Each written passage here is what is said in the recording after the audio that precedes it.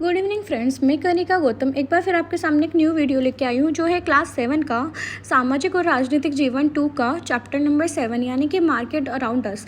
यानी कि हमारे आसपास के कौन कौन से बाज़ार होते हैं, कौन से बाज़ार हमारी क्या हेल्प करते हैं, तो ये सारी चीज़ें हम इसके अंदर कवर करेंगे। तो देखो यहाँ पे क्या होता है, साप्ताहिक बाज़ार यानी कि वीकली मार्केट क्या होते हैं, यानी कि ऐसे मार्केट जो वीक में मतलब हमारे जैसे ऐसे मार्केट जो हमारे वीक में लगते हैं। जैसे आपने कहीं कहीं देखा होगा छोटे मोटे जगह पर, जैसे किसी किसी जगह पर अपन देखते हैं कोई गांव है या कोई कस्बा है, वहाँ पे जैसे संडे को बाज़ार लगता है।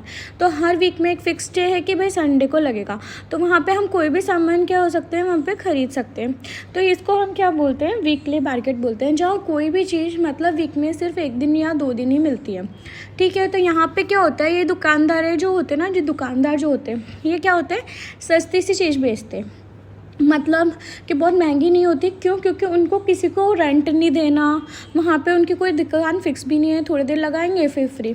ठीक है, तो इसको हम क्या बोलते हैं, वीकली मार्केट बोलते हैं, और यहाँ पर चीज़ें सस्ती मिलती हैं।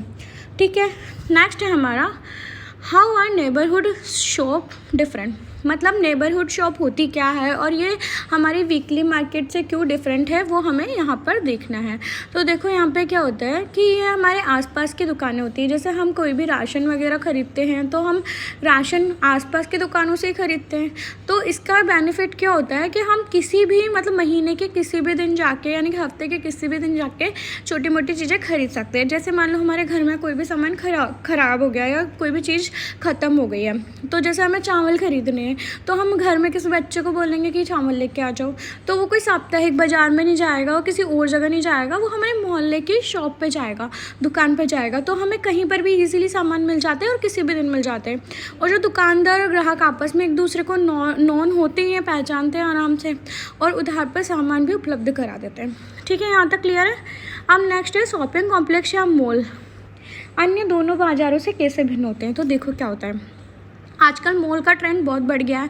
आप जो सिटीज़ में रहते हैं वो तो जाते ही होंगे शॉपिंग कॉम्प्लेक्स या मॉल। शॉपिंग कॉम्प्लेक्स होता है जहाँ एक साथ कई तरह की दुकानें एक साथ होती है, एक ही बिल्डिंग में होती हैं।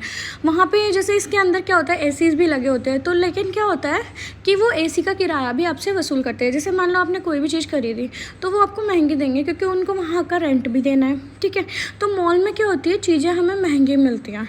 ठीक है, और साथ में ब्रांडेड सामान भी मिलता है। तो ब्रांडेड क्या होता है, अभी हमने पहले देखा था कि ब्रांडेड सामान होता कैसे है, तो विज्ञापन जो देते हैं, एडवर्टाइजमेंट देते हैं, उसकी वजह से वो और महंगा हो जाता है। तो लोग उसको महंगा खरीदते हैं, वो सस्ता हमें नहीं मिलता है। तो इस वजह से जो मॉल और शॉपिंग कॉम्प्लेक्स होते हैं उसमें चीज़ें जो मिलती हैं वो महंगी मिलती है, क्योंकि उन दुकानदारों को भी रेंट देना पड़ता है वहाँ पर शॉप खरीदने के लिए, तो उसके पैसे वो आप लोगों से ही वसूल करते हैं। तो यहाँ तक चीज़ें क्लियर है। मैं पॉलिटी को बहुत सिंपल वे में और बहुत इजीली समझाऊंगी। इतना हमें रट के पढ़ना नहीं है, हमें बहुत इजीली चीज़ों को समझना है, बहुत क्लियरली। ठीक है, देखो नेक्स्ट है बाज़ार की श्रृंखला किसे कहते हैं। यानी देखो क्या होता है, हम जो सामान खरीदते हैं वो ऐसा नहीं है कि डायरेक्ट वो दुकानदार आपको डायरेक्ट जहाँ से उगती है वहाँ से ला के दे रहा है, ऐसा नहीं होता। इसमें क्या होता है कि जहाँ से मान लो खेत से कोई चीज़ उगी, जैसे कॉटन उगाया हमने खेत से, तो खेत से वो थोक के व्यापारी को देगा, थोक का व्यापारी उसको दूसरे व्यापारी को देगा, फिर उसके बाद दूसरे व्यापारी को देगा। तो ऐसे करते करते एंड में एक व्यापारी आता है जो ग्राहक को सामान बेचता है, यानी कि जो लास्ट में हम जैसों को बेचता है, तो उसको क्या बोलते हैं, खुदरा बोलते हैं। ठीक है, तो उसको रिटेलर बोलते हैं, इंग्लिश में रिटेलर बोलते हैं, हिंदी में खुदरा व्यापारी बोलते हैं। ठीक है, क्लियर है यहाँ तक। तो जो बड़ा व्यापारी होता है उसको तो बोलते हैं हम जो थोक से सामान खरीदता है। ठीक है, क्लियर है यहाँ तक। तो ये पूरी एक श्रृंखला होती है, एक चेन बन जाती है बिजनेसमैन की, यानी कि व्यापारियों की, तो ट्रेडर्स की। तो इसको क्या बोलते हैं हम, बाजारों की श्रृंखला, यानी कि चेन ऑफ मार्केट्स बोलते हैं।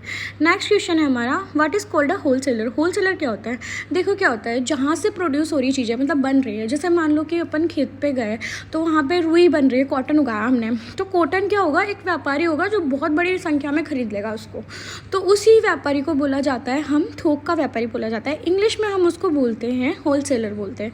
वो बड़ी संख्या में चीज़ें खरीदता है, फिर दूसरे व्यापारी आके उससे खरीदते हैं। क्लियर है यहाँ तक? तो होलसेल में ख़रीदता है वो। नेक्स्ट है खुदरा या फुटकर व्यापारी किसे कहते हैं, यानी कि रिटेलर किसको बोलते हैं। तो देखो मैंने बताया था कि हमने व्यापारियों की एक चेन पढ़ी थी, यानी कि मार्केटिंग की एक चेन पढ़ी थी, व्यापारी से व्यापारी, व्यापारी से व्यापारी, ठीक है।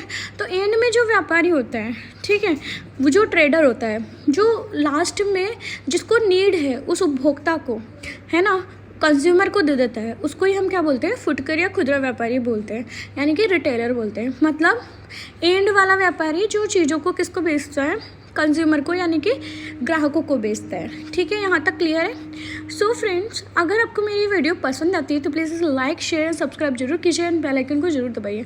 जैसे ही मेरी न्यू वीडियो आती है सबसे पहले आप लोगों तक जरूर पहुँचेगी। और जल्द से जल्द मेरे चैनल को सब्सक्राइब कीजिए। Thank you so much.